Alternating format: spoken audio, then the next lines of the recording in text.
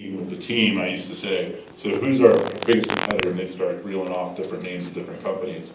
And I said, no, it's none of those. And they said, who is it? I said, it's us. And we get up every day and we compete against ourselves. And that's how we really grew a great company. So. I don't think I can one-up that one. But Ocean City was a small sliver of sand. It's probably only about 8 or 9 miles long. And we had about a dozen major management companies there and then a handful of smaller ones. But what we did have is we had the 800-pound gorilla right next door to us. And some of you may know Ocean City. There's Coldwell Banker, Ocean City. They're by far the 800-pound gorilla. They've got 4,000 properties under management. But they were literally right next door to us. When I say right next door, we were Suite B, they were Suite A. And I kind of did that intentionally, when I started up there. I was like, you know what, we're not afraid of you, we're going to go head-to-head with you, and we're going to do whatever we can to combat you. So it was all right. But we had a little bit of competition with that. So probably the next question to ask after, why do you want to grow is, are you ready? And sometimes we think, we can take on as many properties as we want, everything will be fine. Infrastructure is a big deal. And I've heard from many of you, we grew, all of a sudden we added 20, 30, 40 properties real quickly, and it became a problem. And so you've got to have the right infrastructure in place, and getting ready for growth is key. Sorry, we haven't even looked at the whole PowerPoint yet. And getting ready for, why you want to grow? You want to grow because of increased revenue and profitability. You want to grow your brand, market share. You might want to be a market leader within the market as it pertains to size. And then a lot of times you really got to think about this as you're positioning the company potentially for an exit. Some of us want to keep the company in the family, so to speak, forever. And, a lot of us are looking to ultimately sell. You stole my thunder. That was my slide. Mac versus PC. Yeah, that's right. Keep going. All right, I'm going to walk over here so I can see it a little better. So how many of you have somebody on your team that is focused on taking on new properties? For show of hands. So 1, 2, 3, maybe 20, 25. Okay, that's good. A lot of times that person within a vacation rental company is the owner of the company. And for probably the first decade of All-Star's existence, that was me. We didn't really start growing in a significant way with great properties until we actually brought on somebody that was focused on that. We also needed to have operational capacity, because if you take on properties and you don't have good infrastructure, housekeeping, maintenance, guest services, all the different components, you're going to fail. And we failed. So one of the things I like about these type of presentations, I call them peer presentations, or we're just one of you guys, we learned a lot from screwing up, and we're going to tell you a little bit about that today. And then having available resources, capital is important, making sure that you're financially stable so that you're not just taking on properties and getting yourself into trouble. So one of the keys, and is this your slide as well? No. I think we're sharing it. Okay. One of the keys to this is creating a culture within the company of growth. And, I said, we had about 25 people in here that have somebody that is in charge of growth within the company, or if somebody's focused on it. But really, the entire company should be focused on it. Everybody from reservations agents to property care techs out in the field, quality control, your owner relations people, everybody should be focused on this.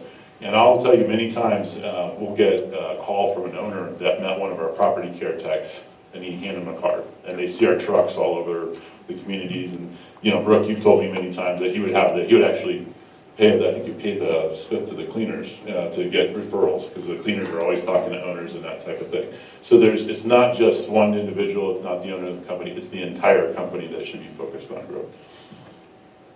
I already did that. Skipped it.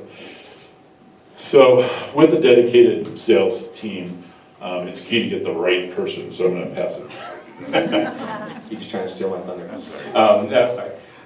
Make it a focus. So, like Steve mentioned earlier on, most entrepreneurs, most founders end up becoming the person that's dedicated to growing the inventory. When we were early on, everyone was a utility player. Everybody was trying to grow inventory. Everybody was booking reservations. Everybody was running out in the field. We did it all, but about About a year or two in, we realized that it made sense to maybe make it a focus. And I had one gentleman on my team in particular that was doing better than everybody else. And I kind of promoted him to be a dedicated business development person or a BD person. And I realized at the same time that that's what I enjoyed. I enjoyed meeting with the owners. I enjoyed getting the inventory. I didn't like a lot of the other stuff. So I made a conscious decision of really delegating the things I wasn't good at and delegating the things I didn't enjoy, and focus more on inventory growth. And if you look back at our history of our growth, at that point when we made that decision, we really had the hyper growth stage, and it really helped us, from our experience, grow the team and grow the inventory. If you do the math, and the math is going to be different for every market, what we did is we evaluated, does it make sense to hire a dedicated person? And after we did the math, it was pretty apparent that it did. If you just do an example, let's say an average property brings on, 8,000 in margins per year, and a dedicated business development person can bring on, be conservative, 10 properties a year. That's $80,000 in margins a year. But what we really figured out was the lifetime value of that client. And at All-Star, we use between an 8 and a 10-year number. And when you do the math, it becomes pretty apparent pretty quickly that a dedicated business development person, for us, in our markets, it made sense to do it. In other markets, it may not.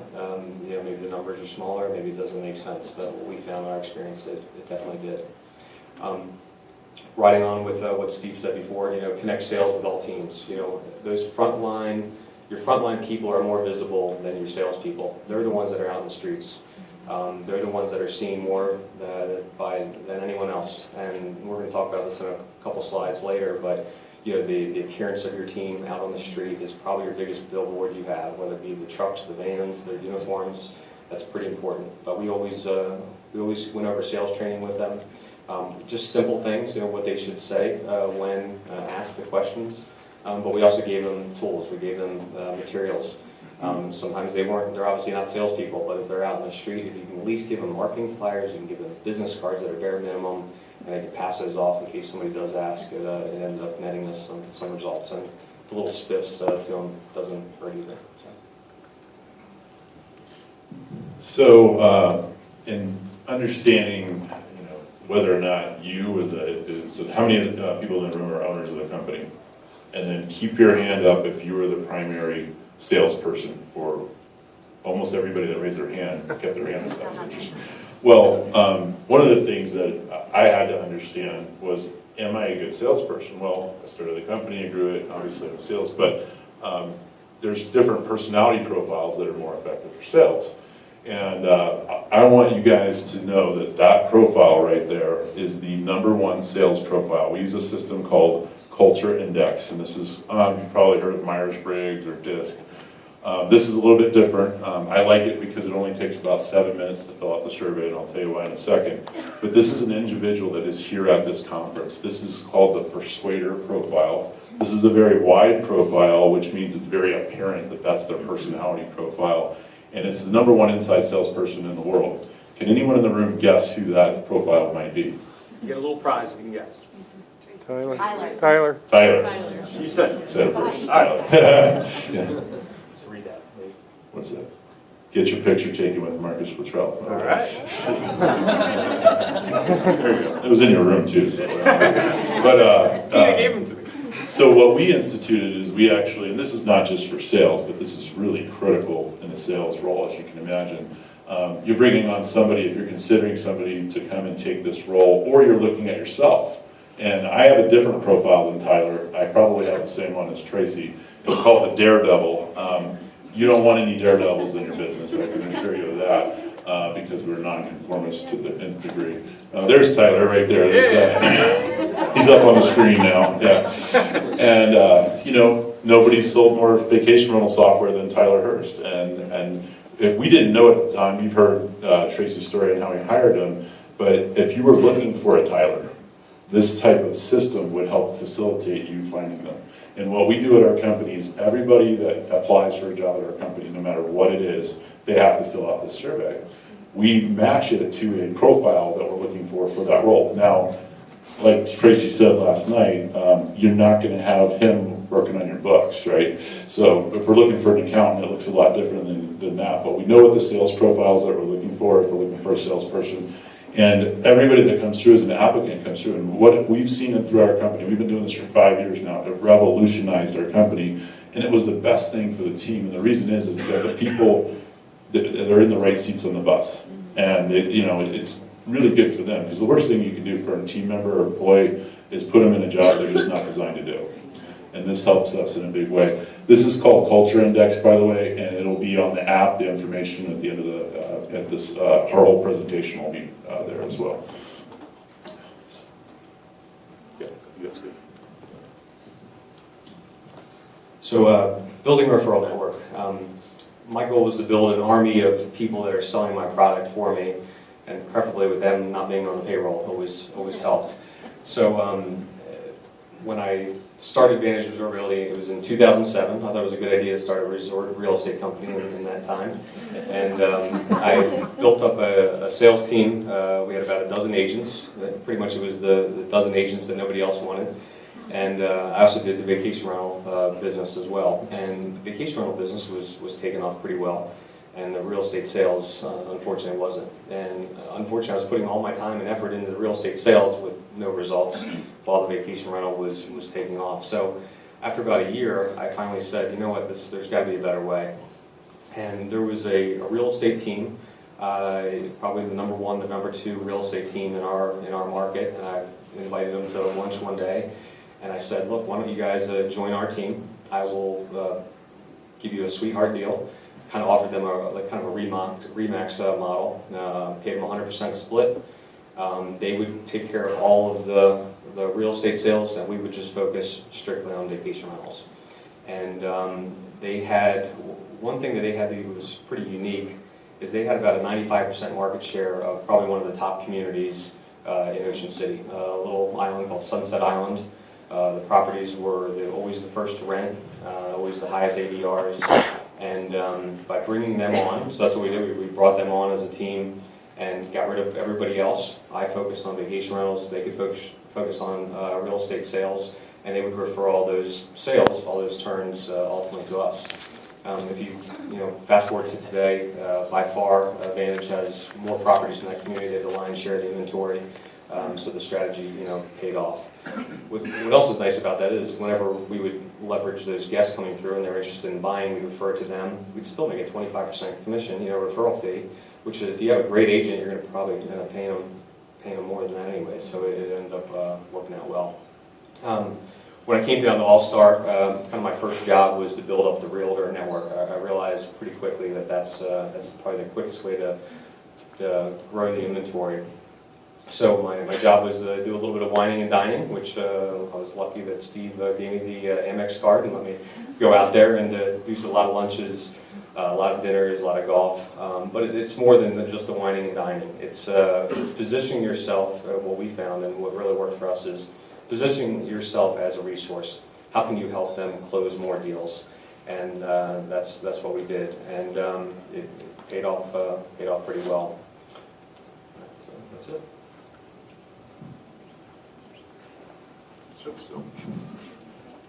The right stuff. Not all properties are created equal. That's all you're doing. Okay. I don't know why we did that. So I said earlier, I talked about the best performing property. That's what I asked. We do a little property rank worksheet, and what you're doing here is you're taking all the properties, ranking it by revenue, total revenue, margin, occupancy, looking for all of the numbers that you're going to look at and understand what these properties are, what the value of each one of these properties. How many of you have ranked all of your properties this way by a margin in the room? That's great. If you don't get anything else from this session, I want you to go home, take this, and create a spreadsheet, list every property, total revenue, total commission that you achieved in the last year of those properties, and rank them. There's another little variable, we didn't put it on the screen, that we use called PITA. Anybody know what PITA is? Yeah.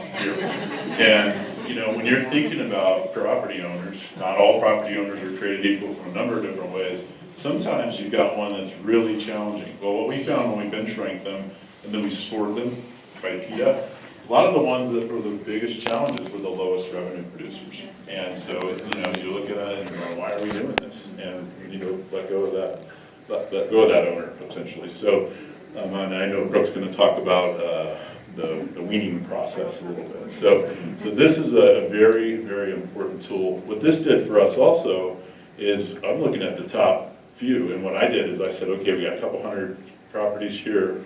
How many of the bottom properties does it take to get to the top property? Okay, and a top property in our company is going to produce $300,000 a year, $100,000 in margin. How many of those bottom ones? And I remember the first time we did it, it was like 25 properties.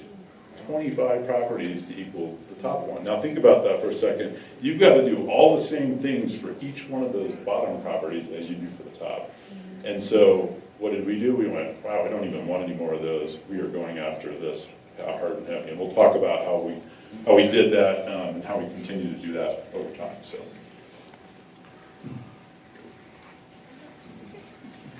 So as I was able to grow the inventory, early on you had to just keep the lights on and make payroll. You had to do whatever you had to do to cover those expenses. But as we grew it, I was at a point where we could prune, very similar to what Steve was talking about.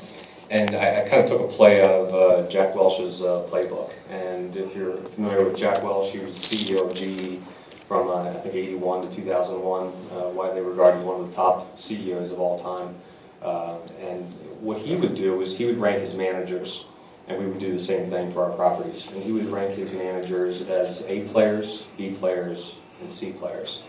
And his A players were his top 20%. The top 20% of his managers. The B players were his middle 70%, and the C players were his bottom 10%. So just like Steve talked about, ranking them, we would do the same thing. And every year we would rank them in multiple categories. We'd rank them from margins, we'd rank them from guest complaints, and we'd rank them from the PETA factor. And the bottom 10% we would get rid of, and we'd fire every year, and it made the world of difference. So another question I would ask the team when we be in team meetings, I say, what's the best thing that we do as a company? And everybody would they'd say, we're phenomenal at guest service, we're the best marketers, we're best at technology, blah, blah, all these different answers. And I would say, no, we say no to the wrong opportunity. And in our market, even as competitive it is, a lot of opportunities come our way. Opportunities to manage, say, a big block of condo units far from Disney. Basically the wrong product, the wrong inventory.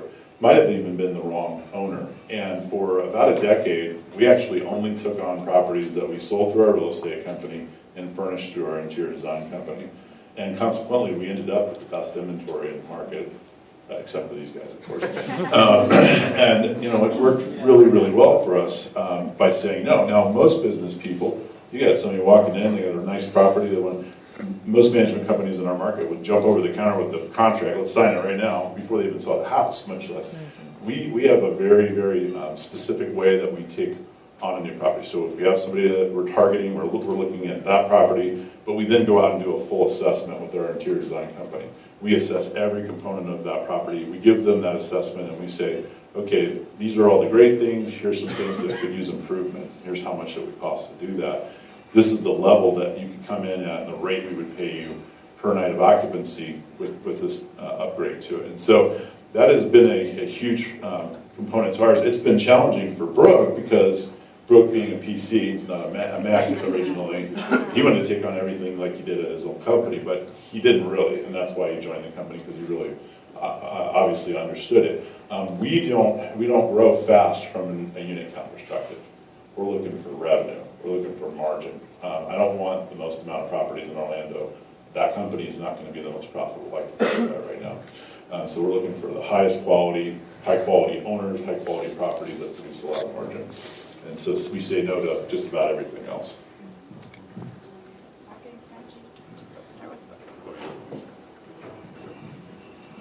All right. So setting targets. Remember the growth plan. What does your ideal property look like? And we would kind of, we would draw it out. We would describe it. What does that ideal property look like? And what we do is we would leverage the MLS database and download the tax records. And we did a ton of direct mail, but we would download those records and hit them heavily over and over and over again. But it's not about just hitting them, I guess, just periodically. It was also hitting them whenever there's a sale. That's usually what we found was the best opportunity to pick up new inventory was if there is a sale. And you could either do it directly, going directly to the owner, or you could go to the listing agent or the sales agent and try to get introduced to them.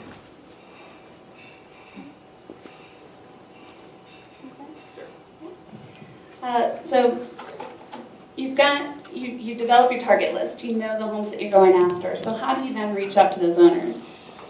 Brooke hit on this just a little bit. How many of you know what a drip campaign is? Okay. How many have done a drip campaign? Okay, you out there. The drip campaign is exactly that. It can be mail, it can be email if you have access to email addresses, and it's planting the seeds. It's reaching out and it's hitting that target audience frequently, and it's hitting them ongoing. You send a single postcard to someone, they may not be looking for a management company that one. You hit them for a second time, a third time, a fourth time, a fifth time, and they're going to start to recognize your brand. They're going to start to remember your company, and when they're in the market for that, when they see your trucks out there, the other things that line up, they're going to be more aware of your company and of your brand. Postcard drip campaign is something that's very cost effective. It's something you can print in bulk. You can print multiple at the same time and then simply set a schedule, and your team can send them out at whatever frequencies that you set. May that be every week, every other week, once a month. We've had owners walk into our office 8 months after receiving one of our postcards, and even receiving several since then. But for whatever reason, that's the one that they held on to. And when they were ready, when they were in town, they came in to talk to us. The messaging that goes on is also really important. There's a lot of personalization options through printers now, as simple as even putting someone's name on the front of a postcard. The one there on the far right, we actually took pictures of the front of all the target homes that we have.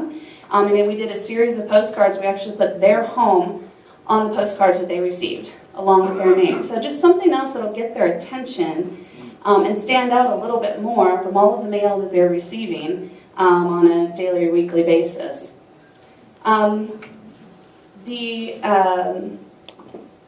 Oh, I don't want to steal Brooks' thunder on this, because this is his idea on the now listed postcards. So I'll let him talk about that. No, in general, direct mail was our biggest source. There probably wasn't a week, other than the week flanking Christmas, that we didn't have a direct mail campaign going out. Obviously, different targets, but between September and March, which was really the renewal period, we were constantly doing direct mail. We do a couple different ways. We do postcards, really highlighting our key differentiators. We would do the now listed or the just listed homes. So anytime we would get a new property in a key target area or community or building, we would let every other neighbor in that building know that we just got another property in their building. And it worked out pretty well. The other thing we did was what we called a rental marketing analysis. It was probably a 7 or 8 page marketing brochure. It wasn't expensive. Probably should rephrase that. It was expensive. It was highly personalized, to Sarah's point, where we'd actually, let's say there was a specific building or community we were going after, we would actually create their name on the information and take a picture of their building, or if it was an individual property, actually a picture of their property. And the financial analysis on the last page was actually custom tailored for their property. So if it was Sunset Island, 4-bedroom, 4-bath, the financials on the back were custom tailored towards that. So the response rate was much higher. But again, we were only doing that for our key targets. With all that said, all these, you spend a lot of money on doing these beautiful professional marketing campaigns. Probably one of our most successful campaigns we did was sometimes the simple little handwritten notes. Whether it be just a printed note and then you just sign it with blue ink, this key, and do a little PS line in blue ink. And also one of the most critical things for us we found in our response rate was the hand addressing the envelope.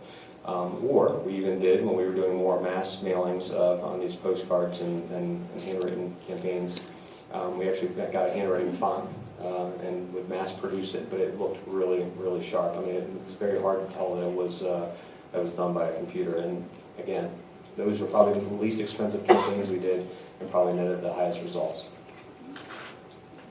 I'll just say one more thing about messaging. When you're developing the creative and the messaging for whatever pieces that you're sending out, put yourself in the shoes of the homeowner and of your audience. Make sure that you're hitting the points that are most important to them. Some of the general ones that we are always going to hit is how well we can market and fill your property, how well we can take care of your home. Individual markets might have other hot buttons. There might be other local topics and things there that are really going to resonate with that homeowner. Make sure you're thinking in talking to that audience and talking to them directly. All right. Marketing channels, website, and online marketing.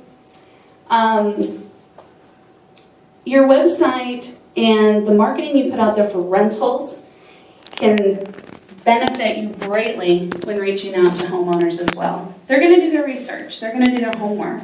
If you're showing up well online, if you're well positioned, if your company, your brand is well positioned for rental marketing, that's going to be a bonus to you as they can see how well you're going to be able to market their home. Have your property management information well laid out on the website. Have it easily available. Make it very easy for them to contact you. We have a simple form on our website with as minimal information as possible in order to capture that lead so that Brooke and his team can reach out to them and talk to them directly about management.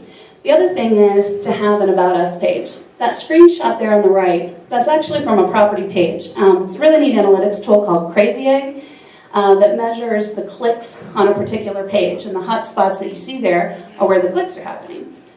This particular property page, on the right and the left, those are arrows. You can see how important photography is, as well as calendar searches. But at the very top, there's a bright hot spot up there. That's to our About Us page. And as people are digging in and doing their research, they want to know, okay, I see this company, I see their trucks everywhere, I see their website's well positioned on Google, they look professional, but who am I really dealing with? And have a well laid out About Us page that talks about your number of years in business, your memberships, other accomplishments that you have that can give them confidence that you are a strong, solid company for that market. We've also created some community websites to help improve the presence of the company. And LiveRes helps to make this super easy. This is something Brooke did a lot in the Ocean City market. There's a nice plug for LiveRes.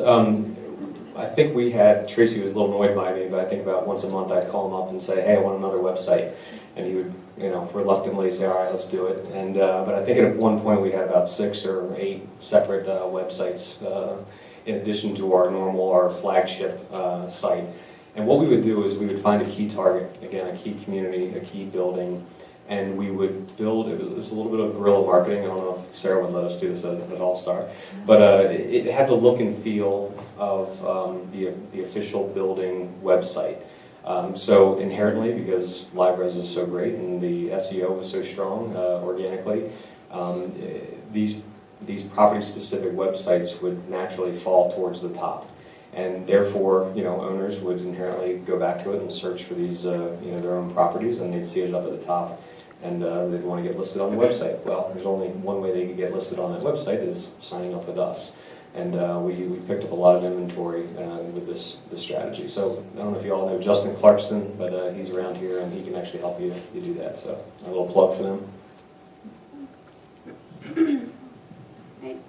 In-home materials. Make sure that you pay attention to the low-hanging fruit. Your database of guests are high potential home buyers. And the piece there on the left is our Go Together magazine. It's a direct mail piece that we send out to our past guests every January. In it, we include a lot of information about our management services, as well as our real estate services. It's a piece, too, that we can use throughout the year that really highlights the company. So we send that out. We also include it for every check-in, so we include it as an in-home piece. Getting that message out there, that's something that you include for that audience that you are going to have anyway. The piece on the right is a coffee table book that we actually created for our full house inventory. And Steve and Brooke are going to talk about that in just a little bit. But it's an opportunity to be able to highlight some of the new product, some of the new opportunities that our company does offer. Other examples of in-home materials can be as simple as just a welcome letter. Welcoming the family, even personalize it. Dear Smith family, welcome to your home. Here are some of the services. If you want a home of your own, here are some of the things that we offer. We've heard some good examples of other companies that have done once a week open houses or coffee talk, and you can include invitations for that to those guests that are staying with you if they want to come and learn a little bit more about home ownership. Okay, we've talked about this already on quite a few slides because it really does make a difference. Use the opportunities that you have. We all have highly visible companies. Our teams are out in the field all the time. We have vehicles. They're going to be walking throughout the communities, making sure that you have your standards in place for uniforms, for upkeep and maintenance of the vehicles. Every single interaction that that team has with your guests or with potential homeowners is what helps to build your brand. The vehicles, I can't stress how important this is. They really are moving vehicles. We've had owners walk in that we've had no other contact with, and we asked, how did you hear about us? Well, we see your trucks everywhere. That combined with other opportunities, we do some traditional advertising in very strategic locations like a billboard. That particular one was at one of the most trafficked websites in the Disney World area for a long period of time that led to several thousand vacation homes in the area. So making that part of your brand efforts really will make a difference, and it's something that you do anyway. So remembering that as you're putting any of those kind of materials together and how that can relate to that impression that can make on that potential homeowner. All right, we're going to talk about closing the deal. So we've created our target list, we've sent out some marketing pieces, we've got our leads. Now how do we close the deal? So yeah, you get all these great leads, and then you gotta figure out how to shut them down and bring them into the program. So in my experience, I found owners are really looking for three things. They want to maximize the revenue, maximize the return on investment. They want to make sure their house is maintained at the highest level, and they want to feel that their guests are taken care of and being treated like VIPs. And if you can give them the expectations or the confidence that you can execute on that, we found that it was pretty easy conversion. So how do we do that? The first thing we would do is, I love it at All-Star, we actually were lucky enough to have what we call an analytics team who prepares a financial analysis for every property that we have. So this is a performa, financial performance, shows how the property will perform. It shows the projected revenues. It shows all the expenses. We actually pay all the bills for our owners on behalf of them, so we have a good understanding of what those bills look like, and they can see how the property will perform. But what we do is we look at comparable properties for occupancy targets. What we'll do is we'll take an average number, we'll look at the low achiever, we'll look at the high achiever, and we'll give them that analysis. So they have a good understanding of where their numbers are going to fall, and they can come back